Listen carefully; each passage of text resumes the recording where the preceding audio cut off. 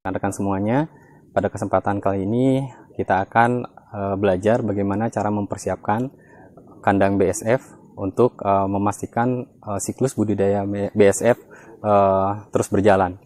Nah, tujuan pembuatan kandang supaya fase lalat itu terhindar dari predator dan lalat tidak keluar dari tempat yang kita tentukan.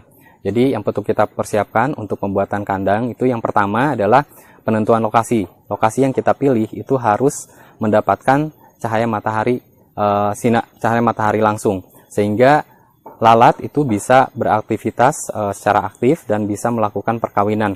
Karena sangat berpengaruh intensitas cahaya. Jika kandang tidak mendapatkan cahaya matahari, itu akan berpengaruh terhadap pertumbuhan lalat tentara hitam. Biasanya kalau kurang sinar matahari, lalatnya itu kurang aktif sehingga mereka tidak melakukan perkawinan dan tentunya nanti akan mempengaruhi terhadap produksi telur.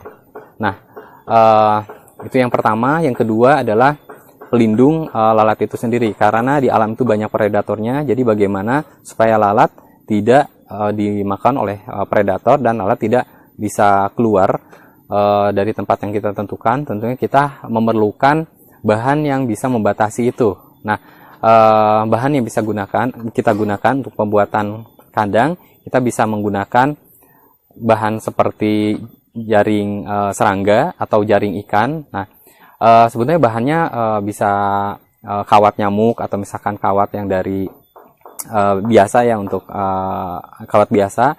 Tapi kita harus memilih bahan-bahan yang tahan terhadap air, karena nanti kita akan sering melakukan penyemprotan untuk pemberian makan, untuk pemberian minum terhadap lalat. Jadi kita harus memilih bahan-bahan yang tahan terhadap air. Nah, berdasarkan pengalaman kita yang cocok untuk dijadikan pelindung itu adalah jaring ikan seperti ini. Ini kalau beli di toko-toko ya, ada berbagai jenis ya, masing-masing harganya biasanya beda-beda juga. Nah, ini contoh kandang yang kita buat ini, itu ukurannya sekitar 2x2 dan bentuk pintu untuk masuknya itu seperti ini. Jadi pakai resleting ya. Ini sengaja dibuat kecil saja, jadi hanya untuk satu orang aja nih masuk, jadi sambil jongkok gitu. Jadi kita nggak buat di atas supaya mengurangi lalat keluar juga. Seperti ini ya. Nah, oke. Kandang yang kita sudah jahit terlebih dahulu, terus kita gantungkan. Jadi istilahnya kandang gantung ya. Atau misalkan kita bisa dengan cara membuat tiang-tiang, terus kita jahit secara manual berdasarkan ukuran kandang yang sudah kita buat. Oke. Nah, itu dalam mempersiapkan kandang. Nah, selain itu juga ada komponen-komponen yang wajib kita persiapkan, terutama yang kita tempatkan di bagian dalam kandang. Itu yang pertama komponen ini ya, ada daun-daunan yang bisa digantung supaya ada suasana di alam dan biasanya untuk tempat hinggap. Nah, ini kita bisa gunakan daun pisang kering. Ini kita bisa gantungkan di dalam kandang sehingga ketika lalat berterbangan dan kawin, biasanya mereka hinggap di daun-daun seperti ini ya, dan biar ada suasana seperti di alam. Serta ini bermanfaat juga ketika terlalu panas suhunya, atau misalkan sinar matahari terlalu panas, ini untuk tempat berteduh gitu. Nah, selanjutnya selain daun pisang, kita bisa menyimpan tanaman juga. Ini bisa berfungsi untuk membantu kelembaban dan tadi untuk tempat hinggap juga, tempat kawin juga itu. Nah, selanjutnya selain tempat hinggap dan untuk penyesuaian supaya suasana seperti ada di alam, nah kita bisa siapkan tempat minum juga. Siapkan nampan seperti ini, terus kita isi air dan di atasnya kita bisa simpan busa atau bahan kain untuk resapannya, dan pastikan jangan ada air yang tergenang supaya lalat tidak sayapnya tidak kena genangan, dan karena bisa menyebabkan kematian juga. Oke, nah simpan aja di sini di dekat dengan tempat media pancing. Nah, selanjutnya selain tempat minum kita sediakan di wadah, kita juga bisa lakukan penyemprotan itu sehari minimal 3 kali tergantung kondisi suhu ya. Kalau misalkan sedang panas, artinya kita harus menambahkan penyemprotan bisa lebih dari 3 kali. Nah, kita bisa gunakan semprotan seperti ini. Oke.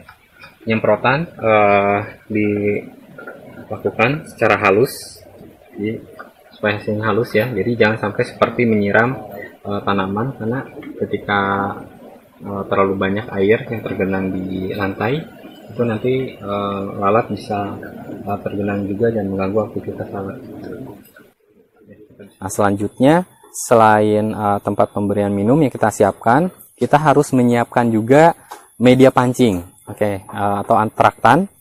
Nah, ini contoh antraktan yang kita buat. Jadi media pancing ini atau antraktan itu bisa kita isi dengan sampah buah-buahan, itu bisa nanas atau pepaya atau misalkan nangka yang kira-kira bisa memikat lalat untuk bertelur di sekitar media ini.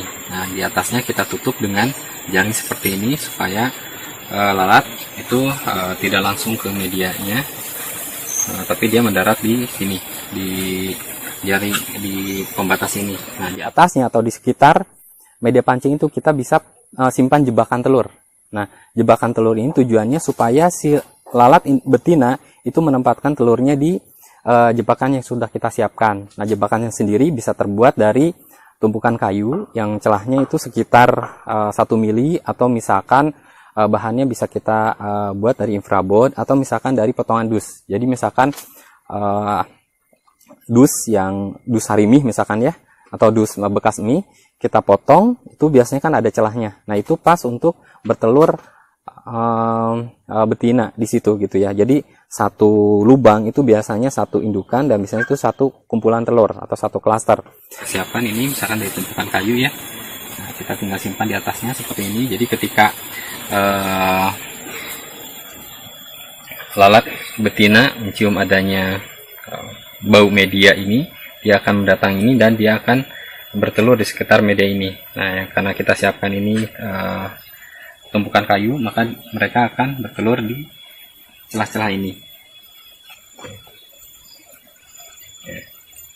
Simpan seperti ini, dan kita perlu cek juga, misalkan sudah tidak menarik lagi media ini, kita harus menggantikan minimal 1 minggu sekali.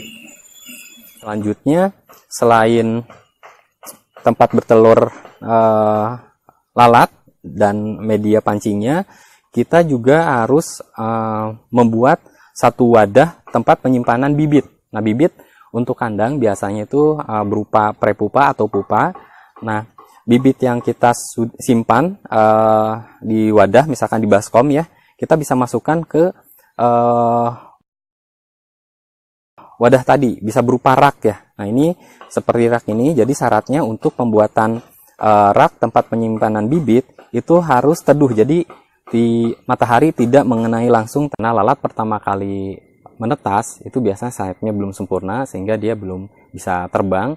Nah, itu biasanya itu jadi santapan empuk ya untuk semut, sehingga si rak itu di kaki-kakinya itu bisa kita olesi dengan oli atau misalkan dengan kapur ajaib ya. Intinya bagaimana si lalat semut itu tidak bisa naik ke rak tersebut dan tidak memangsa lalat yang sudah menetas. Nah, itu biasanya kita lakukan di awal saja. Nah, karena kalau misalkan siklusnya udah berjalan, ada lalat yang mati, itu biasanya kan berjatuhan ke lantai ya, ke bagian bawah itu. Nah, biasanya semut itu sudah fokus ke situ, jadi sudah tidak naik lagi ke rak tadi. Jadi biasanya pengamanan tadi biasanya di awal. Tapi kita harus cek juga kalau misalnya ternyata masih ada semut yang naik, artinya kita harus pastikan bibit yang kita simpan di rak tersebut itu aman.